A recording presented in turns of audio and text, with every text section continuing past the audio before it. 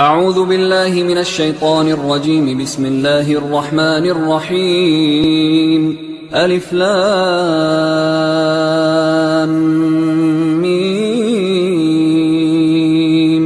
ذلك الكتاب لا ريب فيه هدى للمتقين الذين يؤمنون بالغيب ويقيمون الصلاة ومما رزقناهم ينفقون والذين يؤمنون بما أنزل إليك وما أنزل من قبلك وبالآخرة هم يوقنون أولئك على هدى من ربهم وأولئك هم المفلحون. إن الذين كفروا سواء عليهم أأنذرتهم أم لم تنذرهم لا يؤمنون ختم الله على قلوبهم وعلى سمعهم وعلى أبصارهم غشاوة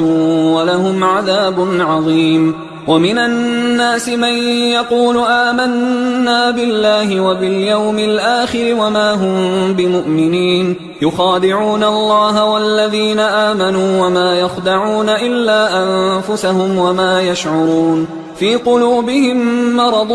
فزادهم الله مرضا ولهم عذاب أليم بما كانوا يكذبون. وإذا قيل لهم لا تفسدوا في الأرض قالوا إنما نحن مصلحون ألا إنهم هم المفسدون ولكن لا يشعرون. وإذا قيل لهم آمنوا كما آمن الناس قالوا أنؤمن كما آمن السفهاء ألا إنهم هم السفهاء ولكن لا يعلمون. وإذا لقوا الذين آمنوا قالوا آمنا وإذا خلوا إلى شياطينهم قالوا إنا معكم إنما نحن مستهزئون الله يستهزئ بهم ويمدهم في طغيانهم يعمهون. أولئك الذين اشتروا الضلالة بالهدى فما ربحت تجارتهم وما كانوا مهتدين. مثلهم كمثل الذي استوقد نارا فلما أضاءت ما حوله ذهب الله بنورهم وتركهم في ظلمات لا يبصرون صم بكم عمي فهم لا يرجعون. أو كصيب من السماء فيه ظلمات ورعد وبرق يجعلون أصابعهم في آذانهم من الصواعق حذر الموت والله محيط بالكافرين. يكاد البرق يخطف أبصارهم كلما أضاء لهم مشوا فيه وإذا أظلم عليهم قاموا ولو شاء الله لذهب بسمعهم وأبصارهم إن الله على كل شيء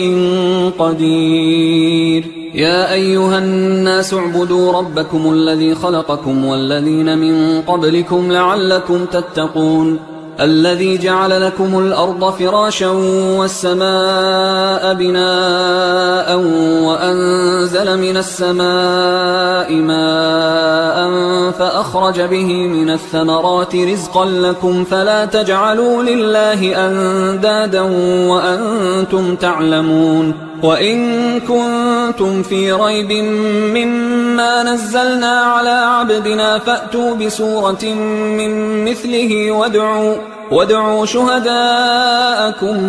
من دون الله إن كنتم صادقين فإن لم تفعلوا ولن تفعلوا فاتقوا النار التي وقودها الناس والحجارة أعدت للكافرين. وبشر الذين آمنوا وعملوا الصالحات أن لهم جنات تجري من تحتها الأنهار كلما رزقوا منها من ثمرة رزقا قالوا هذا الذي رزقنا من قبل وأتوا به متشابها ولهم فيها أزواج مطهرة وهم فيها خالدون. إن الله لا يستحيي أن يضرب مثلا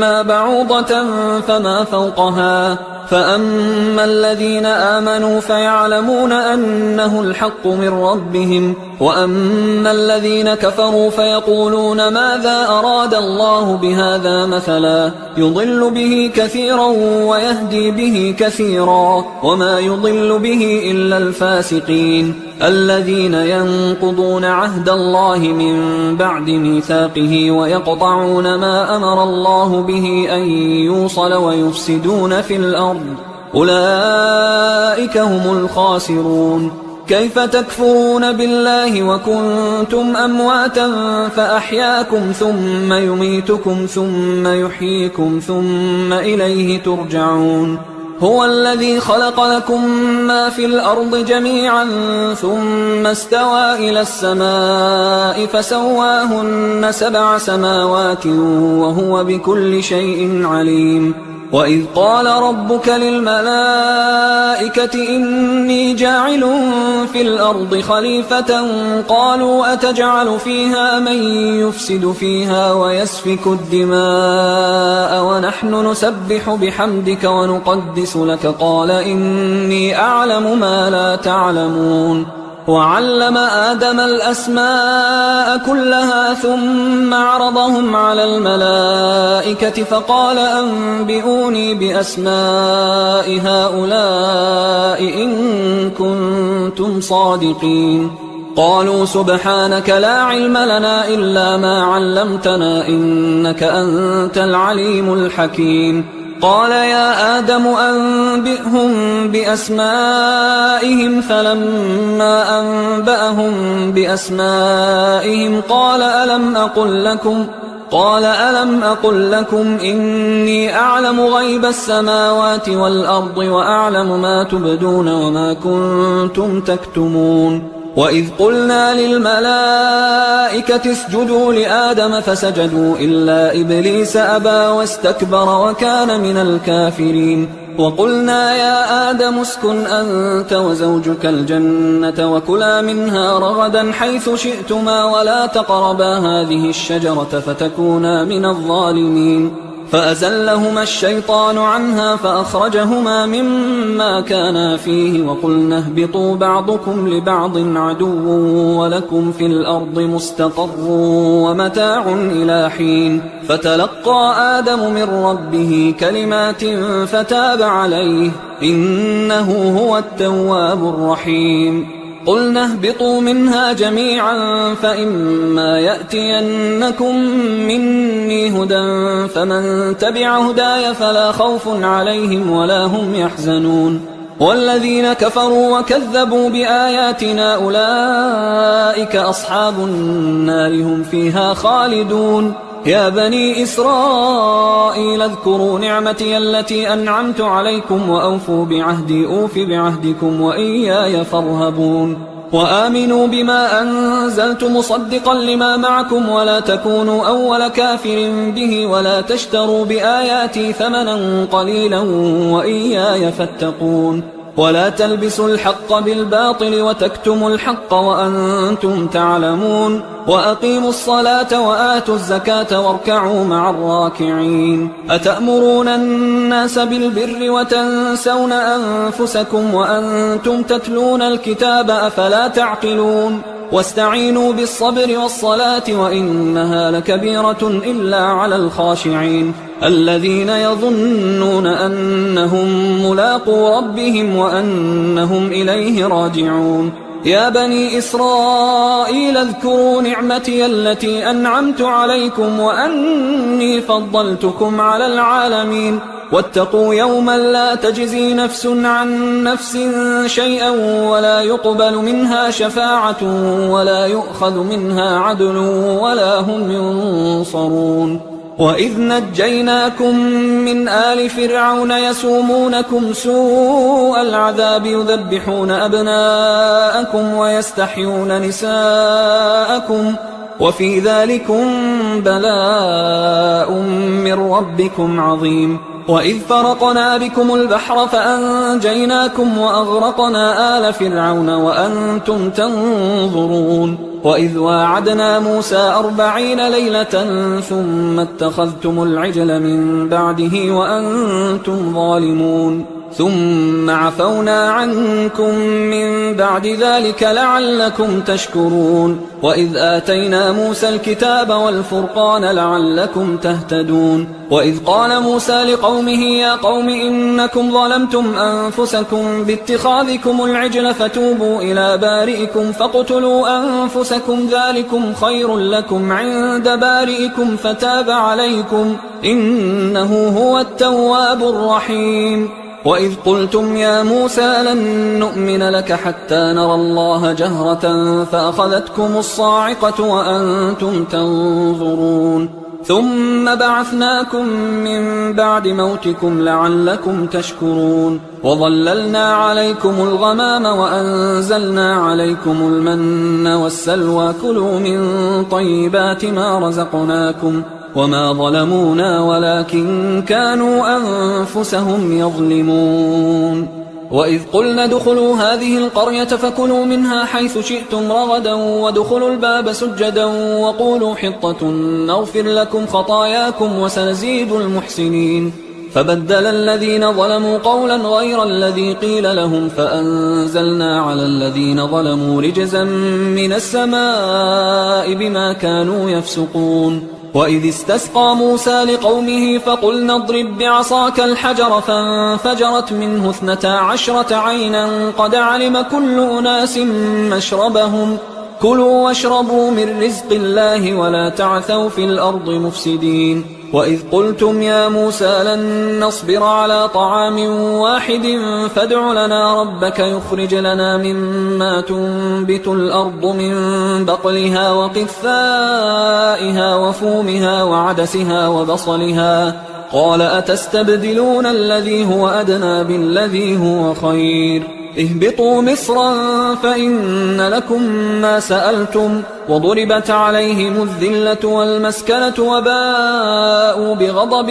من الله ذلك بأنهم كانوا يكفرون بآيات الله ويقتلون النبيين بغير الحق ذلك بما عصوا وكانوا يعتدون إن الذين آمنوا والذين هادوا والنصارى والصابئين من آمن بالله واليوم الآخر وعمل صالحا فلهم أجرهم عند ربهم ولا خوف عليهم ولا هم يحزنون وإذ أخذنا ميثاقكم ورفعنا فوقكم الطور خذوا ما آتيناكم بقوة واذكروا ما فيه لعلكم تتقون ثم توليتم من بعد ذلك فلولا فضل الله عليكم ورحمته لكنتم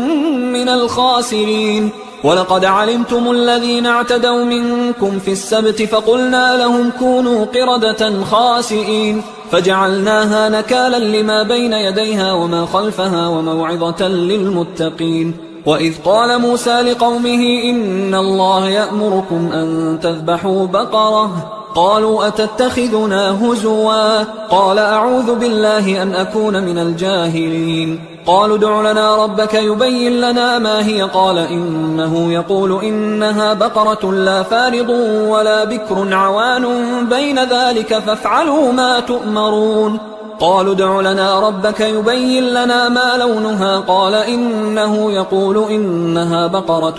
صفراء فاقع لونها تسر الناظرين قالوا ادع لنا ربك يبين لنا ما هي إن البقرة شابه علينا وإنا إن شاء الله لمهتدون قال إنه يقول إنها بقرة لا ذلول تثير الأرض ولا تسقي الحرث مسلمة لا شية فيها قالوا الآن جئت بالحق فذبحوها وما كادوا يفعلون وإذ قتلتم نفسا فادارأتم فيها والله مخرج ما كنتم تكتمون فقلنا اضربوه ببعضها كذلك يحيي الله الموتى ويريكم آياته لعلكم تعقلون ثم قست قلوبكم من بعد ذلك فهي كالحجارة أو أشد قسوة وإن من الحجارة لما يتفجر منه الأنهار وإن منها لما يشقق فيخرج منه الماء وإن منها لما يهبط من خشية الله وما الله بغافل عما تعملون أفتطمعون أن يؤمنوا لكم وقد كان فريق منهم يسمعون كلام الله ثم يحرفونه من بعد ما عقلوه وهم يعلمون وإذا لقوا الذين آمنوا قالوا آمنا وإذا خلا بعضهم إلى بعض قالوا أتحدثونهم بما فتح الله عليكم ليحاجوكم به عند ربكم أفلا تعقلون أولا يعلمون أن الله يعلم ما يسرون وما يعلنون ومنهم أميون لا يعلمون الكتاب إلا أماني وإنهم إلا يظنون فويل للذين يكتبون الكتاب بأيديهم ثم يقولون هذا من عند الله ليشتروا به ثمنا قليلا فويل لهم مما كتبت أيديهم وويل لهم مما يكسبون وقالوا لن تمسنا النار إلا أياما معدودة قل أتخذتم عند الله عهدا فلن يخلف الله عهده أم تقولون على الله ما لا تعلمون بلى من كسب سيئة وأحاطت به خطيئته فأولئك أصحاب النار هم فيها خالدون والذين آمنوا وعملوا الصالحات أولئك أصحاب الجنة هم فيها خالدون وإذ أخذنا ميثاق بني إسرائيل لا تعبدون إلا الله وبالوالدين إحسانا وذي القربى واليتامى والمساكين وقولوا للناس حسنا وأقيموا الصلاة وآتوا الزكاة ثم توليتم إلا قليلا منكم وأنتم معرضون وإذ أخذنا ميثاقكم لا تسفكون دماءكم ولا تخرجون أنفسكم من دياركم ثم أقررتم وأنتم تشهدون ثم أنتم هؤلاء تقتلون أنفسكم وتخرجون فريقا منكم من ديارهم تظاهرون عليهم بالإثم والعدوان وإن يأتوكم أسارى تفادوهم وهو محرم عليكم إخراجهم أفتؤمنون ببعض الكتاب وتكفرون ببعض فما جزاء من يفعل ذلك منكم إلا خزي في الحياة الدنيا ويوم القيامة يردون إلى أشد العذاب وما الله بغافل عما تعملون أولئك الذين اشتروا الحياة الدنيا بالآخرة فلا يخفف عنهم العذاب ولا هم ينصرون ولقد آتينا موسى الكتاب وقفينا من بعده بالرسل وآتينا عيسى ابن مريم البينات وأيدناه بروح القدس أفكلما جاءكم رسول بما لا تهوى أنفسكم استكبرتم ففريقا كذبتم وفريقا تقتلون وقالوا قلوبنا غلف بل لعنهم الله بكفرهم فقليلا ما يؤمنون ولما جاءهم كتاب من عند الله مصدق لما معهم وكانوا من قبل يستفتحون على الذين كفروا فلما جاءهم ما عرفوا كفروا به فلعنة الله على الكافرين بئس ما اشتروا به أنفسهم أن يكفروا بما أنزل الله بغيا أن ينزل الله من فضله على من يشاء من عباده فباءوا بغضب على غضب وللكافرين عذاب مهين وإذا قيل لهم آمنوا بما أنزل الله قالوا نؤمن بما أنزل علينا ويكفرون بما وراءه وهو الحق مصدقا لما معهم قل فلم تقتلون أنبياء الله من قبل إن كنتم مؤمنين ولقد جاءكم موسى بالبينات ثم اتخذتم العجل من بعده وأنتم ظالمون وإذ أخذنا ميثاقكم ورفعنا فوقكم الطور خذوا ما آتيناكم بقوة واسمعوا قالوا سمعنا وعصينا وأشربوا في قلوبهم العجل بكفرهم قل بئس ما يأمركم به إيمانكم إن كنتم مؤمنين قل إن كانت لكم الدار الآخرة عند الله خالصة من دون الناس فتمنوا الموت إن كنتم صادقين ولن يتمنوه أبدا بما قدمت أيديهم والله عليم بالظالمين ولتجدنهم أحرص الناس على حياة ومن الذين أشركوا يود أحدهم لو يعمر 1000 سنة وما هو بمزحزحه من العذاب أن يعمر والله بصير بما يعملون قل من كان عدوا لجبريل فإنه نزله على قلبك بإذن الله مصدقا لما بين يديه وهدى وبشرى للمؤمنين من كان عدوا لله وملائكته ورسله وجبريل وميكال فإن الله عدو للكافرين ولقد أنزلنا إليك آيات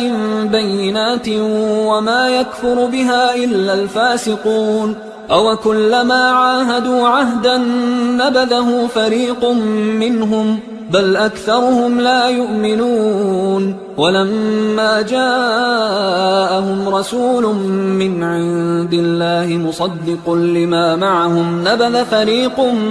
من الذين أوتوا الكتاب كتاب الله وراء ظهورهم كأنهم لا يعلمون واتبعوا ما تتلو الشياطين على ملك سليمان وما كفر سليمان ولكن الشياطين كفروا يعلمون الناس السحر وما أنزل على الملكين ببابل هاروت وماروت وما يعلمان من أحد حتى يقولا إنما نحن فتنة فلا تكفر فيتعلمون منهما ما يفرقون به بين المرء وزوجه وما هم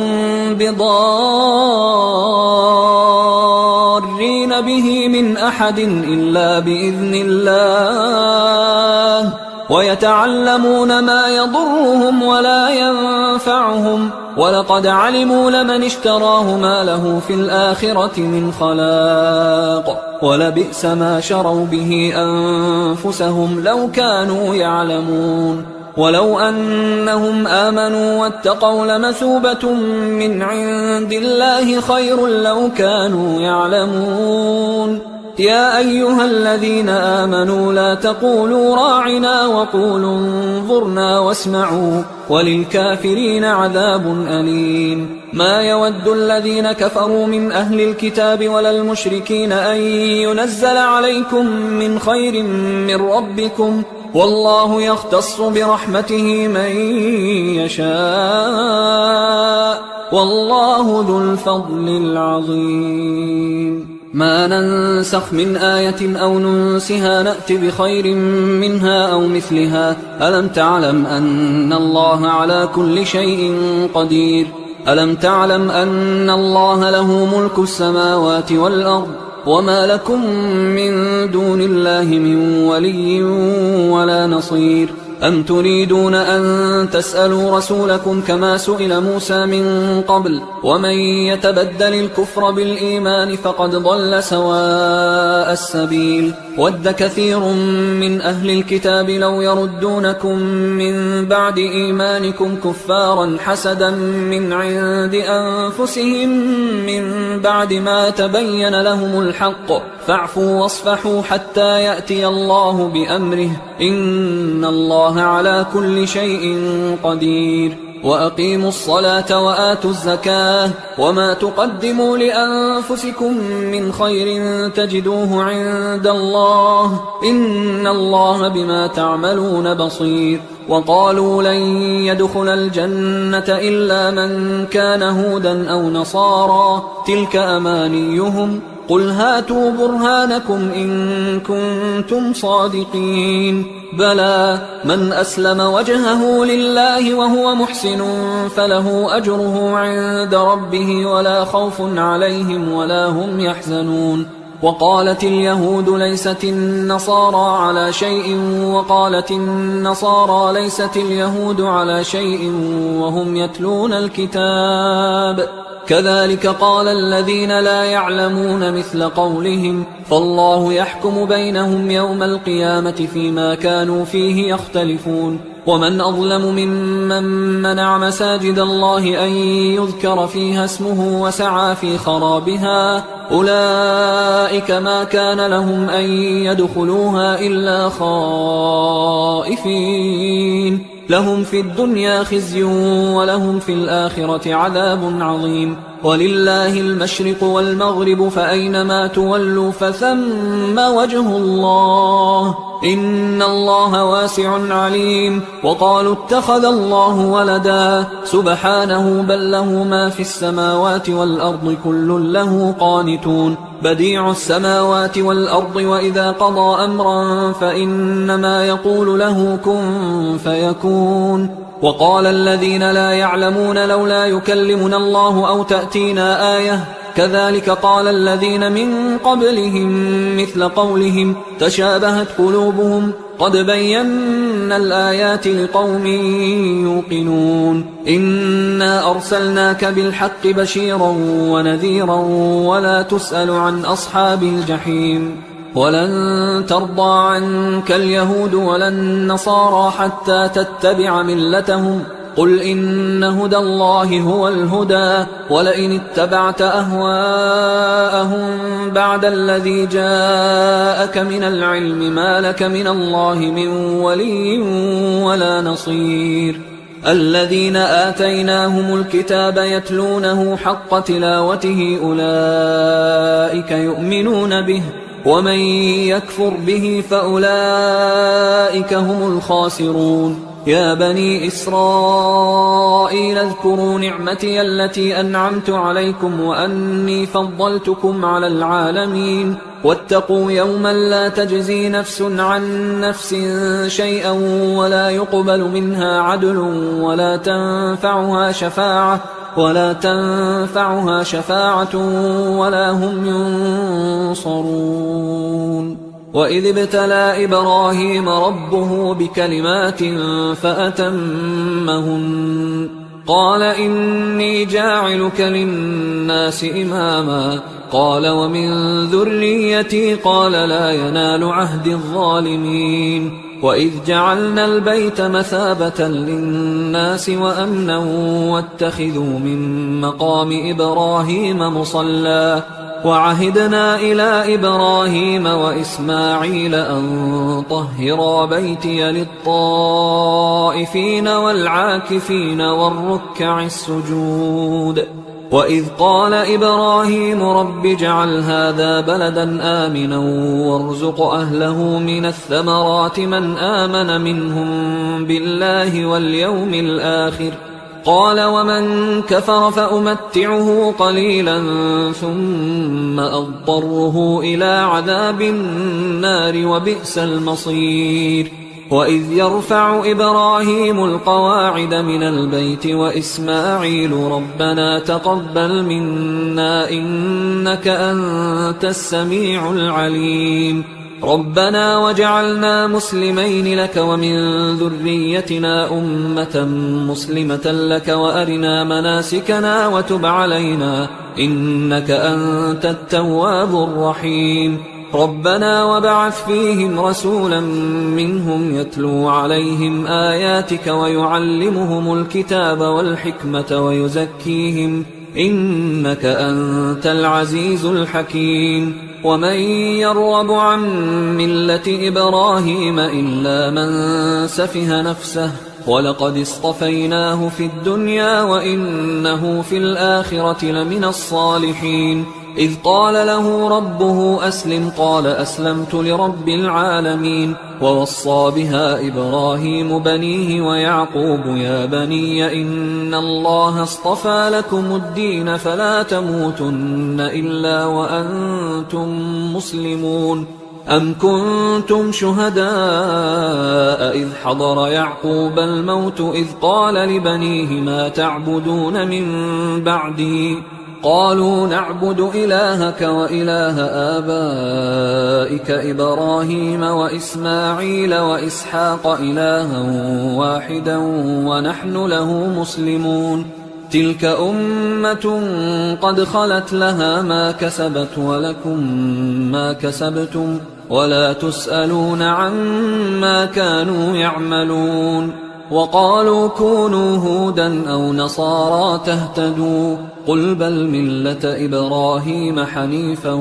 وما كان من المشركين. قولوا آمنا بالله وما أنزل إلينا وما أنزل إلى إبراهيم وإسماعيل وإسحاق ويعقوب والأسباط وما أوتي موسى وعيسى وما أوتي النبيون من ربهم لا نفرق بين أحد منهم ونحن له مسلمون. فإن آمنوا بمثل ما آمنتم به فقد اهتدوا وإن تولوا فإنما هم في شقاق فسيكفيكهم الله وهو السميع العليم. صبغة الله ومن أحسن من الله صبغة ونحن له عابدون. قل أتحاجوننا في الله وهو ربنا وربكم ولنا أعمالنا ولكم أعمالكم ونحن له مخلصون. أم تقولون إن إبراهيم وإسماعيل وإسحاق ويعقوب والأسباط كانوا هودا أو نصارى قل أأنتم أعلم أم الله ومن أظلم ممن كتم شهادة عنده من الله وما الله بغافل عما تعملون. تلك أمة قد خلت لها ما كسبت ولكم ما كسبتم ولا تسألون عما كانوا يعملون. سيقول السفهاء من الناس ما ولاهم عن قبلتهم التي كانوا عليها قل لله المشرق والمغرب يهدي من يشاء إلى صراط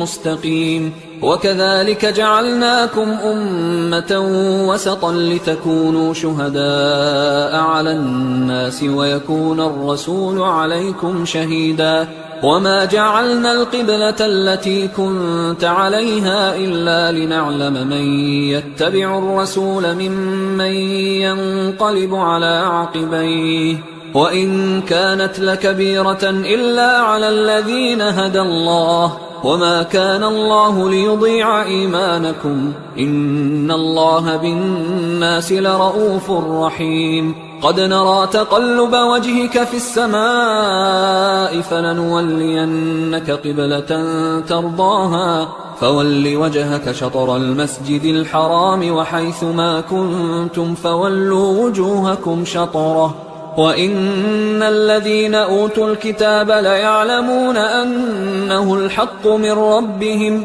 وما الله بغافل عما يعملون. ولئن أتيت الذين أوتوا الكتاب بكل آية ما تبعوا قبلتك وما أنت بتابع قبلتهم وما بعضهم بتابع قبلة بعض ولئن اتبعت أهواءهم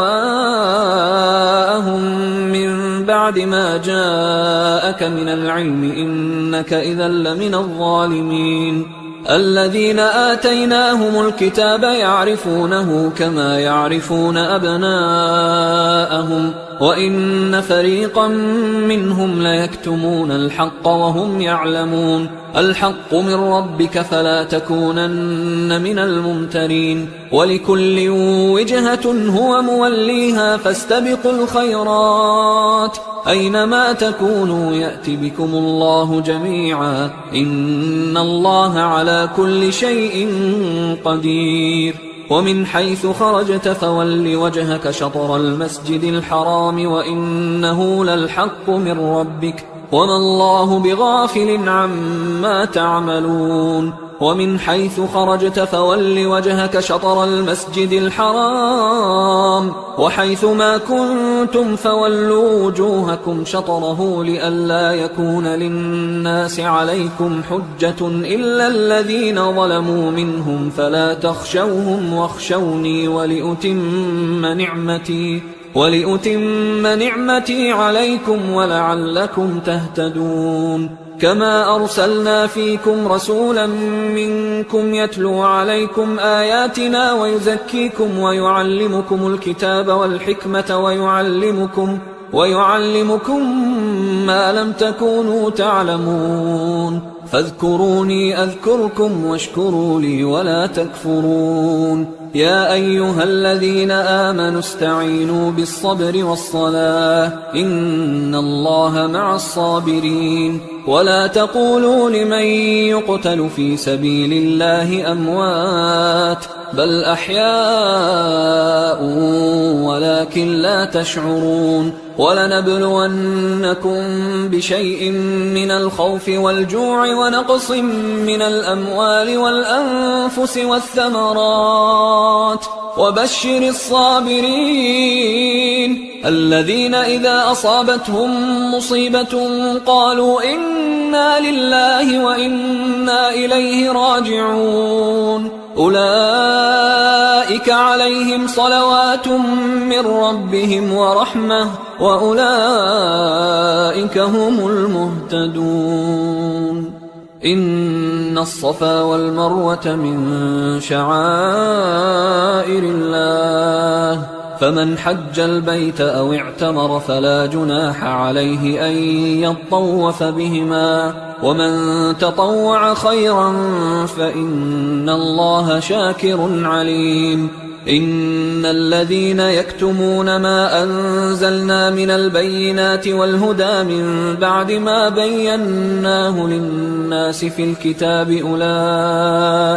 أولئك يلعنهم الله ويلعنهم اللاعنون إلا الذين تابوا وأصلحوا وبينوا فأولئك أتوب عليهم وأنا التواب الرحيم إن الذين كفروا وماتوا وهم كفار أولئك عليهم لعنة الله والملائكة والناس أجمعين خالدين فيها لا يخفف عنهم العذاب ولا هم ينظرون وإلهكم إله واحد لا إله إلا هو الرحمن الرحيم إن في خلق السماوات والأرض واختلاف الليل والنهار والفلك التي تجري في البحر بما ينفع الناس وما أنزل الله من السماء من ماء فأحيا به الأرض بعد موتها وبث فيها من كل دابة وتصريف الرياح والسحاب المسخر بين السماء والأرض لآيات لقوم يعقلون ومن الناس من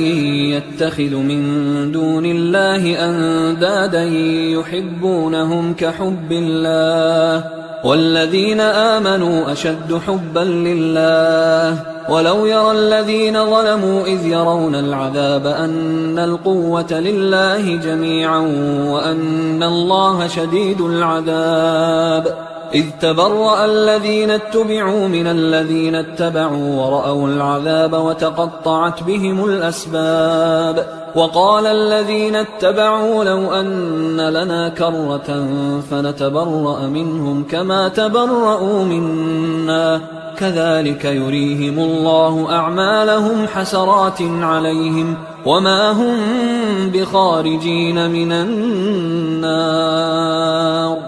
يا أيها الناس كلوا مما في الأرض حلالا طيبا ولا تتبعوا خطوات الشيطان إنه لكم عدو مبين. إنما يأمركم بالسوء والفحشاء وأن تقولوا على الله ما لا تعلمون. وإذا قيل لهم اتبعوا ما أنزل الله قالوا بل نتبع ما ألفينا عليه آباءنا أولو كان آباؤهم لا يعقلون شيئا ولا يهتدون. ومثل الذين كفروا كمثل الذي ينعق بما لا يسمع إلا دعاء ونداء صم بكم عمي فهم لا يعقلون. يا أيها الذين آمنوا كلوا من طيبات ما رزقناكم واشكروا لله إن كنتم إياه تعبدون. إنما حرم عليكم الميتة والدم ولحم الخنزير وما أهل به لغير الله فمن اضطر غير باغ ولا عاد فلا إثم عليه إن الله غفور رحيم. إن الذين يكتمون ما أنزل الله من الكتاب ويشترون به ثمنا قليلا أولئك ما يأكلون في بطونهم إلا النار ولا يكلمهم الله يوم القيامة ولا يزكيهم ولهم عذاب أليم. أولئك الذين اشتروا الضلالة بالهدى والعذاب بالمغفرة فما أصبرهم على النار ذلك بأن الله نزل الكتاب بالحق وإن الذين اختلفوا في الكتاب لفي شقاق بعيد. ليس البر أن تولوا وجوهكم قبل المشرق والمغرب ولكن البر من آمن بالله واليوم الآخر والملائكة والكتاب والنبيين وآتى المال على حبه ذوي القربى واليتامى والمساكين وابن السبيل والسائلين وفي الرقاب وأقام الصلاة وآتى الزكاة والموفون بعهدهم إذا عاهدوا والصابرين في البأساء والضراء وحين البأس أولئك الذين صدقوا وأولئك هم المتقون. يا أيها الذين آمنوا كتب عليكم القصاص في القتلى الحر بالحر والعبد بالعبد والأنثى بالأنثى فمن عفي له من أخيه شيء فاتباع بالمعروف وأداء إليه بإحسان ذلك تخفيف من ربكم ورحمة فمن اعتدى بعد ذلك فله عذاب أليم. ولكم في القصاص حياة يا أولي الألباب لعلكم تتقون. كتب عليكم إذا حضر أحدكم الموت إن ترك خيرا الوصية للوالدين والأقربين بالمعروف حقا على المتقين فمن بدله بعدما سمعه فإنما إثمه على الذين يبدلونه إن الله سميع عليم. فمن خاف من موص جنفا أو إثما فأصلح بينهم فلا إثم عليه إن الله غفور رحيم. يا أيها الذين آمنوا كتب عليكم الصيام كما كتب على الذين من قبلكم لعلكم تتقون أياما معدودات فمن كان منكم مريضا أو على سفر فعدة من أيام أخر وعلى الذين يطيقونه فدية طعام مسكين فمن تطوع خيرا فهو خير له وأن تصوموا خير لكم إن كنتم تعلمون شهر رمضان الذي أنزل فيه القرآن هدى للناس وبينات من الهدى والفرقان فمن شهد منكم الشهر فليصم ومن كان مريضا أو على سفر فعدة من أيام أخر يريد الله بكم اليسر ولا يريد بكم العسر ولتكملوا العدة ولتكبروا الله على ما هداكم ولعلكم تشكرون وإذا سألك عبادي عني فإني قريب أجيب دعوة الداعي إذا دعان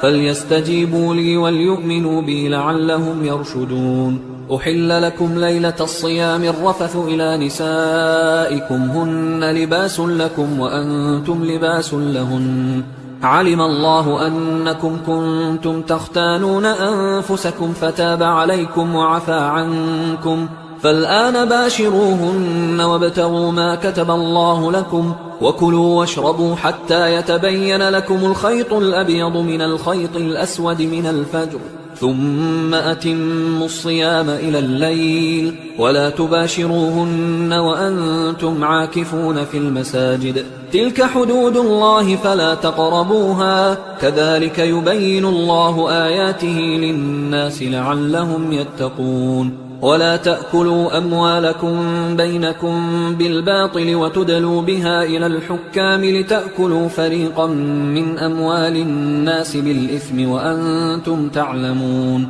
يسألونك عن الأهلة قل هي مواقيت للناس والحج وليس البر بأن تأتوا البيوت من ظهورها ولكن البر من اتقى وأتوا البيوت من أبوابها واتقوا الله لعلكم تفلحون وقاتلوا في سبيل الله الذين يقاتلونكم ولا تعتدوا إن الله لا يحب المعتدين وقتلوهم حيث ثقفتموهم وأخرجوهم من حيث أخرجوكم والفتنة أشد من القتل ولا تقاتلوهم عند المسجد الحرام حتى يقاتلوكم فيه فإن قاتلوكم فاقتلوهم كذلك جزاء الكافرين فإن انتهوا فإن الله غفور رحيم وقاتلوهم حتى لا تكون فتنة ويكون الدين لله فإن انتهوا فلا عدوان إلا على الظالمين الشهر الحرام بالشهر الحرام والحرمات قصاص فمن اعتدى عليكم فاعتدوا عليه بمثل ما اعتدى عليكم واتقوا الله واعلموا أن الله مع المتقين وأنفقوا في سبيل الله ولا تلقوا بأيديكم إلى التهلكة وأحسنوا إن الله يحب المحسنين وأتموا الحج والعمرة لله فإن أحصرتم فما استيسر من الهدي ولا تحلقوا رؤوسكم حتى يبلغ الهدي محله فمن كان منكم مريضا أو به أذى من رأسه ففدية من صيام أو صدقة أو نسك فإذا أمنتم فمن تمتع بالعمرة إلى الحج فما استيسر من الهدي فمن لم يجد فصيام 3 أيام في الحج و7 إذا رجعتم تلك 10 كاملة ذلك لمن لم يكن أهله حاضر المسجد الحرام واتقوا الله واعلموا أن الله شديد العقاب الحج أشهر معلومات فمن فرض فيهن الحج فلا رفث ولا فسوق ولا جدال في الحج وما تفعلوا من خير يعلمه الله وتزودوا فإن خير الزاد التقوى واتقون يا أولي الألباب ليس عليكم جناح أن تبتغوا فضلا من ربكم فإذا أفضتم من عرفات فاذكروا الله عند المشعر الحرام واذكروه كما هداكم وإن كنتم من قبله لمن الضالين ثم أفيضوا من حيث أفاض الناس واستغفروا الله إن الله غفور رحيم فإذا قضيتم مناسككم فاذكروا الله كذكركم آباءكم أو أشد ذكرا فمن الناس من يقول ربنا آتنا في الدنيا وما له في الآخرة من خلاق ومنهم من يقول ربنا آتنا في الدنيا حسنة وفي الآخرة حسنة وقنا عذاب النار أولئك لهم نصيب مما كسبوا والله سريع الحساب واذكروا الله في أيام معدودات فمن تعجل في يومين فلا إثم عليه ومن تأخر فلا إثم عليه لمن اتقى واتقوا الله واعلموا أنكم إليه تحشرون ومن الناس من يعجبك قوله في الحياة الدنيا ويشهد الله على ما في قلبه وهو ألد الخصام وإذا تولى سعى في الأرض ليفسد فيها ويهلك الحرث والنسل والله لا يحب الفساد وإذا قيل له اتق الله أخذته العزة بالإثم فحسبه جهنم ولبئس المهاد ومن الناس من يشري نفسه ابتغاء مرضات الله والله رؤوف بالعباد يا أيها الذين آمنوا ادخلوا في السلم كافة ولا تتبعوا خطوات الشيطان إنه لكم عدو مبين فإن زللتم من بعد ما جاءتكم البينات فاعلموا أن الله عزيز حكيم هل ينظرون إلا أن يأتيهم الله في ظلل من الغمام والملائكة وقضي الأمر وإلى الله ترجع الأمور سل بني إسرائيل كم آتيناهم من آية بينة ومن يبدل نعمة الله من بعد ما جاءته فإن الله شديد العقاب زين للذين كفروا الحياة الدنيا ويسخرون من الذين آمنوا والذين اتقوا فوقهم يوم القيامة والله يرزق من يشاء بغير حساب كان الناس أمة واحدة فبعث الله النبيين مبشرين ومنذرين وأنزل معهم الكتاب بالحق ليحكم بين الناس فيما اختلفوا فيه وما اختلف فيه إلا الذين أوتوه من بعد ما جاءتهم البينات بغيا بينهم فهدى الله الذين آمنوا لما اختلفوا فيه من الحق بإذنه والله يهدي من يشاء إلى صراط مستقيم أم حسبتم أن تدخلوا الجنة ولما يأتكم مثل الذين خلوا من قبلكم مستهم البأساء والضراء وزلزلوا حتى يقول الرسول والذين آمنوا معه متى نصر الله ألا إن نصر الله قريب يسألونك ماذا ينفقون قل ما أنفقتم من خير فللوالدين والأقربين واليتامى والمساكين وابن السبيل وما تفعلوا من خير فإن الله به عليم كتب عليكم القتال وهو كره لكم، وعسى أن تكرهوا شيئا وهو خير لكم، وعسى أن تحبوا شيئا وهو شر لكم، والله يعلم وأنتم لا تعلمون. يسألونك عن الشهر الحرام قتال فيه، قل قتال فيه كبير، وصد عن سبيل الله وكفر به والمسجد الحرام وإخراج أهله منه أكبر عند الله، والفتنة أكبر من القتل، ولا يزالون يقاتلونكم حتى يردوكم عن دينكم إن استطاعوا، ومن يرتدد منكم عن دينه فيمت وهو كافر فأولئك حبطت أعمالهم في الدنيا والآخرة، وأولئك أصحاب النار هم فيها خالدون. إن الذين آمنوا والذين هاجروا وجاهدوا في سبيل الله أولئك يرجون رحمة الله، والله غفور رحيم. يسألونك عن الخمر والميسر قل فيهما إثم كبير ومنافع للناس وإثمهما أكبر من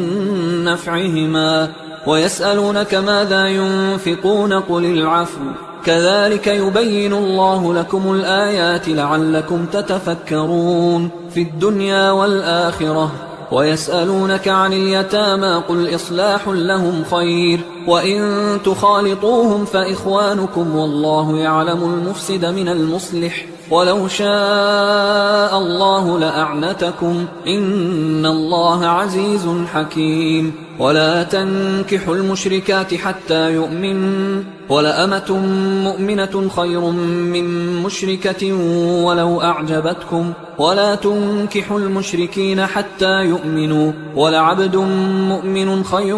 من مشرك ولو أعجبكم، أولئك يدعون إلى النار والله يدعو إلى الجنة والمغفرة بإذنه، ويبين آياته للناس لعلهم يتذكرون. ويسألونك عن المحيض قل هو أذى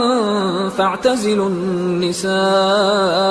في المحيض ولا تقربوهن حتى يطهرن، فإذا تطهرن فأتوهن من حيث أمركم الله، إن الله يحب التوابين ويحب المتطهرين. نساؤكم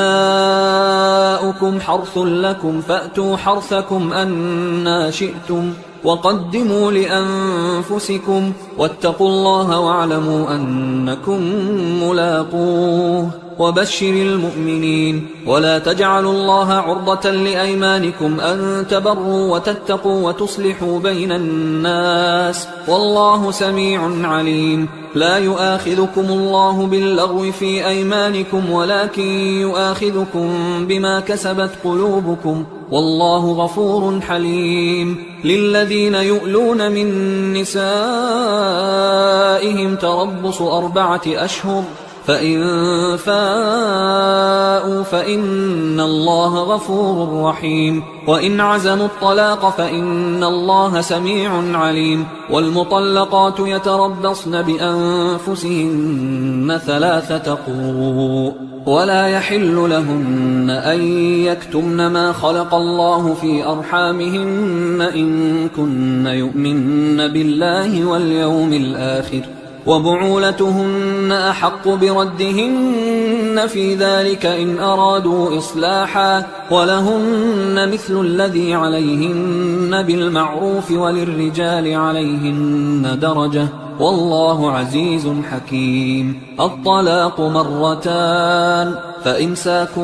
بمعروف أو تسريح بإحسان، ولا يحل لكم أن تأخذوا مما آتيتموهن شيئا إلا أن يخافا ألا يقيما حدود الله، فإن خفتم ألا يقيما حدود الله فلا جناح عليهما فيما افتدت به، تلك حدود الله فلا تعتدوها، ومن يتعد حدود الله فأولئك هم الظالمون. فإن طلقها فلا تحل له من بعد حتى تنكح زوجا غيره، فإن طلقها فلا جناح عليهما أن يتراجعا إن ظنا أن يقيما حدود الله، وتلك حدود الله يبينها لقوم يعلمون. وإذا طلقتم النساء فبلغن أجلهن فأمسكوهن بمعروف أو سرحوهن بمعروف، ولا تمسكوهن ضرارا لتعتدوا، ومن يفعل ذلك فقد ظلم نفسه. ولا تتخذوا آيات الله هزوا، واذكروا نعمة الله عليكم وما أنزل عليكم من الكتاب والحكمة يعظكم به، واتقوا الله واعلموا أن الله بكل شيء عليم. وإذا طلقتم النساء فبلغن أجلهن فلا تعضلوهن أن ينكحن أزواجهن إذا تراضوا بينهم بالمعروف، ذلك يوعظ به من كان منكم يؤمن بالله واليوم الآخر، ذلكم أزكى لكم وأطهر، والله يعلم وأنتم لا تعلمون. والوالدات يرضعن أولادهن حولين كاملين لمن أراد أن يتم الرضاعة، وعلى المولود له رزقهن وكسوتهن بالمعروف، لا تكلف نفس إلا وسعها، لا تضار والدة بولدها ولا مولود له بولده، وعلى الوارث مثل ذلك، فإن أرادا فصالا عن تراض منهما وتشاور فلا جناح عليهما. وإن أردتم أن تسترضعوا أولادكم فلا جناح عليكم إذا سلمتم ما آتيتم بالمعروف، واتقوا الله واعلموا أن الله بما تعملون بصير. والذين يتوفون منكم ويذرون أزواجا يتربصن بأنفسهن 4 أشهر و10، فإذا بلغن أجلهن فلا جناح عليكم فيما فعلن في أنفسهن بالمعروف، والله بما تعملون خبير. ولا جناح عليكم فيما عرضتم به من خطبة النساء أو أكننتم في أنفسكم، علم الله أنكم ستذكرونهن ولكن لا تواعدوهن سرا إلا أن تقولوا قولا معروفا، ولا تعزموا عقدة النكاح حتى يبلغ الكتاب أجله، واعلموا أن الله يعلم ما في أنفسكم فاحذروه، واعلموا أن الله غفور حليم. لا جناح عليكم إن طلقتم النساء ما لم تمسوهن أو تفرضوا لهن فريضة، ومتعوهن على الموسع قدره وعلى المقتر قدره متاعا بالمعروف حقا على المحسنين. وإن طلقتموهن من قبل أن تمسوهن وقد فرضتم لهن فريضة فنصف ما فرضتم إلا أن يعفون أو يعفو الذي بيده عقدة النكاح، وأن تعفوا أقرب للتقوى، ولا تنسوا الفضل بينكم، إن الله بما تعملون بصير. حافظوا على الصلوات والصلاة الوسطى وقوموا لله قانتين، فإن خفتم فرجالا أو ركبانا، فإذا أمنتم فاذكروا الله كما علمكم ما لم تكونوا تعلمون. والذين يتوفون منكم ويذرون أزواجا وصية لأزواجهم متاعا إلى الحول غير إخراج، فإن خرجن فلا جناح عليكم فيما فعلن في أنفسهن من معروف، والله عزيز حكيم. وللمطلقات متاع بالمعروف حقا على المتقين، كذلك يبين الله لكم آياته لعلكم تعقلون. ألم تر إلى الذين خرجوا من ديارهم وهم ألوف حذر الموت فقال لهم الله موتوا ثم أحياهم، إن الله لذو فضل على الناس ولكن أكثر الناس لا يشكرون. وقاتلوا في سبيل الله واعلموا أن الله سميع عليم. من ذا الذي يقرض الله قرضا حسنا فيضاعفه له أضعافا كثيرة والله يقبض ويبسط وإليه ترجعون. ألم تر إلى الملأ من بني إسرائيل من بعد موسى إذ قالوا لنبي له مبعث لنا ملكا نقاتل في سبيل الله قال هل عسيتم إن كتب عليكم القتال ألا تقاتلوا قالوا وما لنا ألا نقاتل في سبيل الله وقد أخرجنا من ديارنا وأبنائنا فلما كتب عليهم القتال تولوا إلا قليلا منهم والله عليم بالظالمين. وقال لهم نبيهم إن الله قد بعث لكم طالوت ملكا قالوا أنى يكون له الملك علينا ونحن أحق بالملك منه ولم يؤت سعة من المال قال إن الله اصطفاه عليكم وزاده بسطة في العلم والجسم والله يؤتي ملكه من يشاء والله واسع عليم. وقال لهم نبيهم إن آية ملكه أن يأتيكم التابوت فيه سكينة من ربكم وبقية مما ترك آل موسى وآل هارون تحمله الملائكة إن في ذلك لآية لكم إن كنتم مؤمنين. فلما فصل طالوت بالجنود قال إن الله مبتليكم بنهر فمن شرب منه فليس مني ومن لم يطعمه فإنه مني إلا من اغترف غرفة بيده فشربوا منه إلا قليلا منهم فلما جاوزه هو والذين آمنوا معه قالوا لا طاقة لنا اليوم بجالوت وجنوده قال الذين يظنون أنهم ملاقوا الله كم من فئة قليلة غلبت فئة كثيرة بإذن الله والله مع الصابرين. ولما برزوا لجالوت وجنوده قالوا ربنا أفرغ علينا صبرا وثبت أقدامنا وانصرنا على القوم الكافرين فهزموهم بإذن الله. وقتل داود جالوت وآتاه الله الملك والحكمة وعلمه مما يشاء ولولا دفع الله الناس بعضهم ببعض لفسدت الأرض ولكن الله ذو فضل على العالمين. تلك آيات الله نتلوها عليك بالحق وإنك لمن المرسلين. تلك الرسل فضلنا بعضهم على بعض منهم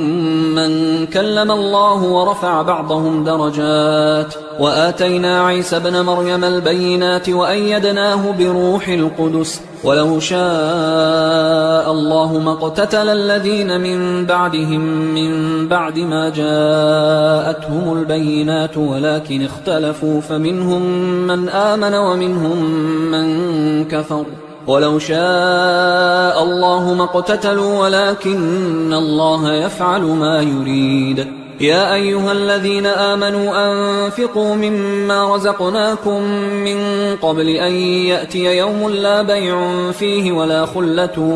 ولا شفاعة والكافرون هم الظالمون. الله لا إله إلا هو الحي القيوم لا تأخذه سنة ولا نوم له ما في السماوات وما في الأرض من ذا الذي يشفع عنده إلا بإذنه يعلم ما بين أيديهم وما خلفهم ولا يحيطون بشيء من علمه إلا بما شاء وسع كرسيه السماوات والأرض ولا يؤوده حفظهما وهو العلي العظيم. لا إكراه في الدين قد تبين الرشد من الغي فمن يكفر بالطاغوت ويؤمن بالله فقد استمسك بالعروة الوثقى لا انفصام لها والله سميع عليم. الله ولي الذين آمنوا يخرجهم من الظلمات إلى النور والذين كفروا أولياؤهم الطاغوت يخرجونهم من النور إلى الظلمات أولئك أصحاب النار هم فيها خالدون. ألم تر إلى الذي حاج إبراهيم في ربه أن آتاه الله الملك إذ قال إبراهيم ربي الذي يحيي ويميت قال أنا أحيي وأميت قال إبراهيم فإن الله يأتي بالشمس من المشرق فأت بها من المغرب فبهت الذي كفر والله لا يهدي القوم الظالمين. أو كالذي مر على قرية وهي خاوية على عروشها قال أنى يحيي هذه الله بعد موتها فأماته الله 100 عام ثم بعثه قال كم لبثت؟ قال لبثت يوما أو بعض يوم. قال بل لبثت 100 عام فانظر إلى طعامك وشرابك لم يتسنه وانظر إلى حمارك ولنجعلك آية للناس وانظر إلى العظام كيف ننشزها ثم نكسوها لحما فلما تبين له قال أعلم أن الله على كل شيء قدير. وإذ قال إبراهيم رب أرني كيف تحيي الموتى قال أولم تؤمن قال بلى ولكن ليطمئن قلبي قال فخذ 4 من الطير فصرهن إليك ثم اجعل على كل جبل منهن جزءا ثم ادعهن يأتينك سعيا واعلم أن الله عزيز حكيم. مثل الذين ينفقون أموالهم في سبيل الله كمثل حبة أنبتت 7 سنابل في كل سنبلة 100 حبة والله يضاعف لمن يشاء والله واسع عليم. الذين ينفقون أموالهم في سبيل الله ثم لا يتبعون ما أنفقوا منا ولا أذى لهم أجرهم عند ربهم ولا خوف عليهم ولا هم يحزنون. قول معروف ومغفرة خير من صدقة يتبعها أذى والله غني حليم. يا أيها الذين آمنوا لا تبطلوا صدقاتكم بالمن والأذى كالذي ينفق ماله رئاء الناس ولا يؤمن بالله واليوم الآخر فمثله كمثل صفوان عليه تراب فأصابه وابل فتركه صلدا لا يقدرون على شيء مما كسبوا والله لا يهدي القوم الكافرين. ومثل الذين ينفقون أموالهم ابتغاء مرضات الله وتثبيتا من أنفسهم كمثل جنة بربوة أصابها وابل فآتت أكلها ضعفين فإن لم يصبها وابل فطل والله بما تعملون بصير. أيود أحدكم أن تكون له جنة من نخيل وأعناب تجري من تحتها الأنهار له فيها من كل الثمرات وأصابه الكبر وله ذرية ضعفاء فأصابها إعصار فيه نار فاحترقت كذلك يبين الله لكم الآيات لعلكم تتفكرون. يا أيها الذين آمنوا أنفقوا من طيبات ما كسبتم ومما أخرجنا لكم من الأرض ولا تيمموا الخبيث منه تنفقون ولستم بآخذيه إلا أن تغمضوا فيه واعلموا أن الله غني حميد. الشيطان يعدكم الفقر ويأمركم بالفحشاء والله يعدكم مغفرة منه وفضلا والله واسع عليم. يؤتي الحكمة من يشاء ومن يؤت الحكمة فقد أوتي خيرا كثيرا وما يذكر إلا أولو الألباب. وما أنفقتم من نفقة أو نذرتم من نذر فإن الله يعلمه وما للظالمين من أنصار. إن تبدوا الصدقات فنعما هي، وإن تخفوها وتؤتوها الفقراء فهو خير لكم ويكفر عنكم من سيئاتكم والله بما تعملون خبير. ليس عليك هداهم ولكن الله يهدي من يشاء. وما تنفقوا من خير فلأنفسكم وما تنفقون إلا ابتغاء وجه الله وما تنفقوا من خير يوفى إليكم وأنتم لا تظلمون. للفقراء الذين أحصروا في سبيل الله لا يستطيعون ضربا في الأرض يحسبهم الجاهل أغنياء من التعفف تعرفهم بسيماهم لا يسألون الناس إلحافا. وما تنفقوا من خير فإن الله به عليم. الذين ينفقون أموالهم بالليل والنهار سرا وعلانية فلهم أجرهم عند ربهم ولا خوف عليهم ولا هم يحزنون. الذين يأكلون الربا لا يقومون إلا كما يقوم الذي يتخبطه الشيطان من المس، ذلك بأنهم قالوا إنما البيع مثل الربا وأحل الله البيع وحرم الربا. فمن جاءه موعظة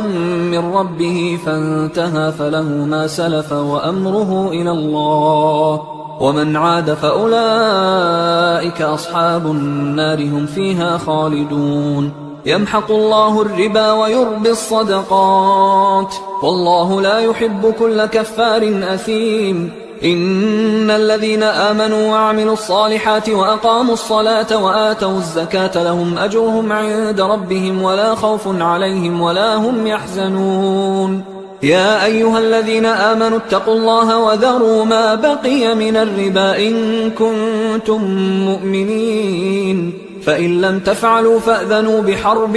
من الله ورسوله، وإن تبتم فلكم رؤوس أموالكم لا تظلمون ولا تظلمون. وإن كان ذو عسرة فنظرة إلى ميسرة، وأن تصدقوا خير لكم إن كنتم تعلمون. واتقوا يوما ترجعون فيه إلى الله ثم توفى كل نفس ما كسبت وهم لا يظلمون. يا أيها الذين آمنوا إذا تداينتم بدين إلى أجل مسمى فاكتبوه، وليكتب بينكم كاتب بالعدل ولا يأب كاتب أن يكتب كما علمه الله، فليكتب وليملل الذي عليه الحق وليتق الله ربه ولا يبخس منه شيئا، فإن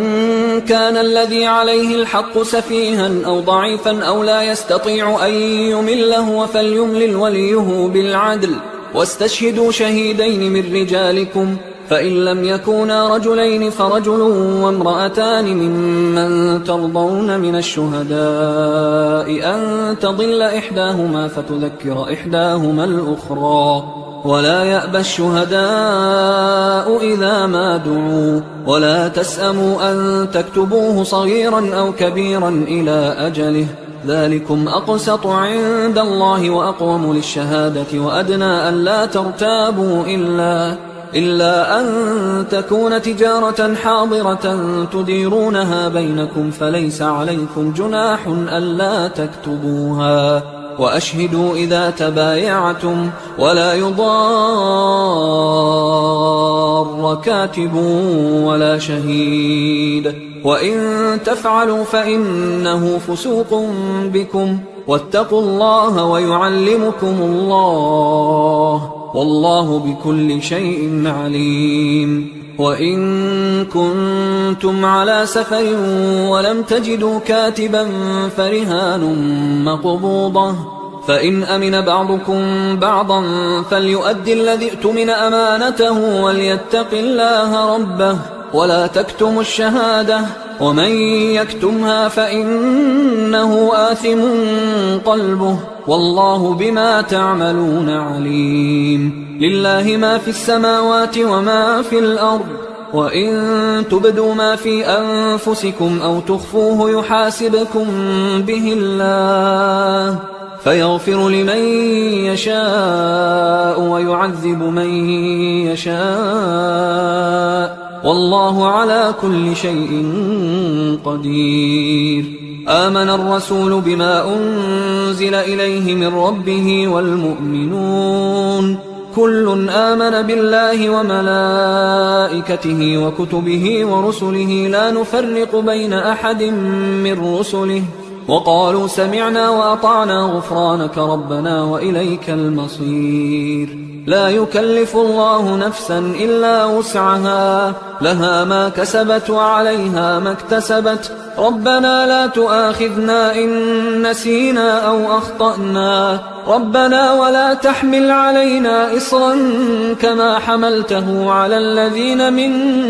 قبلنا ربنا ولا تحملنا ما لا طاقة لنا به واعف عنا واغفر لنا وارحمنا أنت مولانا فانصرنا على القوم الكافرين.